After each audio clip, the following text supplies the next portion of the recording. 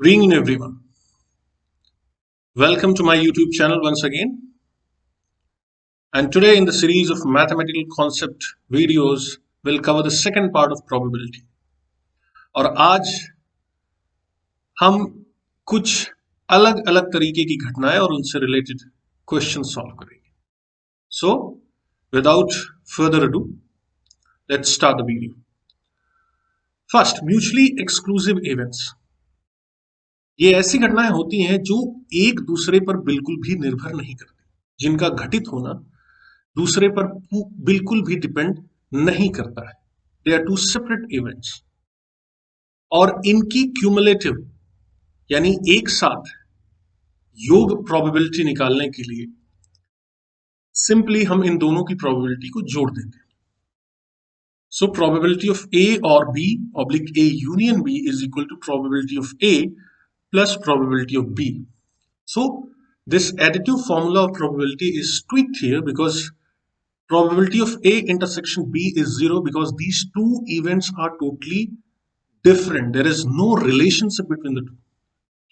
एक क्वेश्चन है, a card is drawn from pack of 52. What is the probability that it's a king or queen? एक card को 52 पत्तों में से निकाला जाता है. इसकी क्या संभावना है कि यह एक किंग होगा या क्वीन होगा? तो या किंग होना 4 किंग है, क्वीन होना 4 क्वीन है. कोई मिक्स मैच नहीं हो सकता. किसी एक की प्रोबेबिलिटी दूसरे को अफेक्ट नहीं करती. There is no relation in these two events. So king आने की probability 4/52 since there are 4 cards out of 52. Similarly queen आने की प्रोबेबिलिटी 52. अगर हम पूछें कि किंग और क्वीन दोनों के आने की प्रोबेबिलिटी, तो will simply add the probabilities and will get the answer. Now come on to next. Non mutually exclusive events. पिछली इवेंट्स का उल्टा, ऐसे इवेंट जिनमें कुछ ना कुछ रिलेशनशिप होती है, मतलब किसी एक के घटित होने की संभावना दूसरे पर किसी ना किसी तरह से संबंधित होती है. For example, a shooter is known to hit a target 3 out of 7. एक शूटर जो ए है वो 7 में से 3 टारगेट सेट करता है, तो उसकी प्रोबेबिलिटी हो गई 3/7. When another shooter is known to hit the target 2 out of 5, तो his probability होगी 2/5. So find the probability of target being hit at all when both of them try. अब जब दोनों एक साथ ट्राई करते हैं तो दोनों की प्रोबेबिलिटी प्रभावित हो सकती है. पहला शूटर दूसरे के टारगेट पे गोली मार सकता है और दूसरा शूटर पहले के टारगेट पे गोली मार सकता है. So there is some correlation, there is some PA intersection B cannot be 0. So यहां पर जो एडिटिव फॉर्मूला होगा वो होगा probability of A plus probability of B and minus probability of AB. So as you can see on the view foil, probability of A is 3/7, 2/5, and probability of AB 3/7 multiplied by 2/5. You put in the formula, we'll get the answer. Third is independent events. ऐसी घटनाएं जो पूरी तरह से स्वतंत्र होती हैं और इनकी एक साथ प्रोबेबिलिटी निकालने के लिए सिंपली इन घटनाओं का प्रोबेबिलिटीज को मल्टीप्लाई कर देते हैं. For example, if I want to get probability of A B when A and B are two independent events, so I'll simply multiply probability of A into probability of B. For example, there is a question. College has to appoint a lecturer who must be BCom, MBA, PhD, and probability of which is 1/20, 1/25 and 1/40 respectively. So BCom की probability 1/20 है, MBA की 1/25 और 1/40 is of PhD. तो find the probability of getting such a person, मतलब उन्हें तीनों degree hold करने वाले एक पर्सन प्राप्त करने की प्रोबेबिलिटी कितनी होगी. दैट मीन्स तीनों को एक साथ मिलना. Probability of A B C, A intersection B intersection C. So will simply multiply probability of A into probability of B into probability of C, because ये तीनों प्रोबेबिलिटी एक दूसरे से पूरी तरह से स्वतंत्र है. ये घटनाएं तीनों अलग अलग है. नाउ डिपेंडेंट इवेंट्स, अब इंडिपेंडेंट की जगह डिपेंडेंट इवेंट्स जिन्हें कहते हैं कंडीशनल इवेंट्स। किसी एक घटना के घटित होने की संभावना दूसरी घटना से प्रभावित होती है। How come? और उसके लिए फॉर्मूला जो हमने पिछले वीडियो में पढ़ा था, probability of B given A has already happened is equal to probability of AB divided by probability of A. For example, a coin is tossed 2 times. एक सिक्के को 2 बार उछाला जाता है। So the toss resulted in one head and one tail. ये condition दे दी और 2 बार उछालने पर एक बार head आता है और एक बार टेल आता है।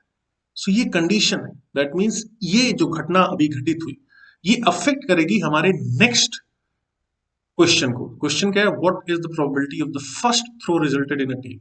पहले थ्रो में टेल आने की क्या संभावना है? We know the sample space जब 2 बार उछालते हैं, either it will be head head, tail head, head tail और टेल टेल।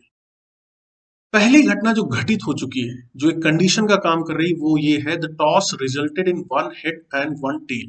तो हम मानेंगे इसे ये घटना बी है जो वन हेड और वन टेल आने की संभावना को बताती है। तो one head and one tail की प्रायिकता क्या हो जाएगी? यानी हमारे डिजायर्ड रिजल्ट होंगे tail head oblique head tail, यानी 2 out of 4, 2/4 is equal to 1/2। दूसरी क्या है? प्रोबेबिलिटी ऑफ ए क्या होगी अगर इंडिपेंडेंटली हम देखें? First throw resulted in a tail, यानी पहला थ्रो टेल आने की संभावना, तो इसमें या तो टेल हेड होगा या तो टेल टेल होगा, यानी 2 आउट ऑफ 4, 1/2। लेकिन क्योंकि जो दूसरी घटना है दैट इज ए, वो पहली घटना पे निर्भर है, उसका रिजल्ट पहली घटना पे डिपेंड करता है, उससे इफेक्ट होता है।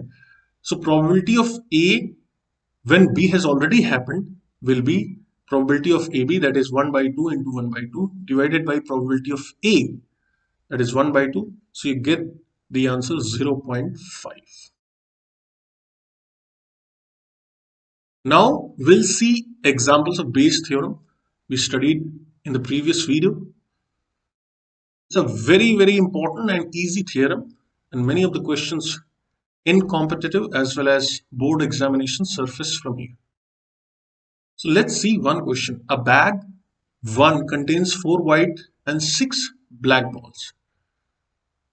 Another bag 2 contains 4 white and 3 black balls. One ball is drawn at random. एक बैग में 4 व्हाइट और 6 ब्लैक बॉल्स हैं, दूसरे बैग में 4 व्हाइट और 3 ब्लैक बॉल्स हैं। तो मान लो पहले बैग से ब्लैक बॉल निकालने की घटना E1 होगी और दूसरे बैग से ब्लैक बॉल निकालने की घटना E2 होगी। अब find the probability that it was drawn from bag 1. अब बैग 1 से ब्लैक बॉल निकाली जाने की संभावना निकाली। सबसे पहले बैग के सिलेक्शन की संभावना, घटना E1 और E2 के घटित होने की संभावना क्या? दोनों इक्वी प्रोबेबल है, दोनों में से किसी भी बैग से निकाली जा सकती है black ball. So probability of E1 is equal to probability of E2 is equal to 1/2, यानी E1 और E2 के घटित होने की सबसे पहला काम ये। अब जब E1 घटित हुई तो ब्लैक बॉल फ्रॉम बैग 1 से निकालने की प्रायिकता क्या होगी? 6/10, simple, 6 black ball out of 10, so 3/5. Similarly, drawing a black ball from bag 2 will be probability of B from bag 2, that is E1, will be 3/7. अब हम बेस थ्योरम की मदद से ब्लैक बॉल निकलने की प्रायिकता from bag 1 will find out. So the formula goes probability of E1 when A has already occurred. That means पहले bag से ब्लैक बॉल निकलने की प्रायिकता. So the formula is probability of E1, that is 1/2 multiplied by probability of A when E has already occurred, that is 3/5, we have already calculated, divided by same thing, probability of E1 into probability of A when E1 has occurred, that is 1/2 into 3/5, plus probability of E2, that is 1/2 into probability of B in our case when E2 has already occurred, that means दूसरे bag से black ball निकालने की प्रायिकता, that is 1/2 into 3/7. If we calculate, the answer comes up to be 7/12. So these are some important events and their probability we learned with the help of some question and answers. With this, I end second part of probability. Please stay tuned for more videos on probability and other concepts. Goodbye.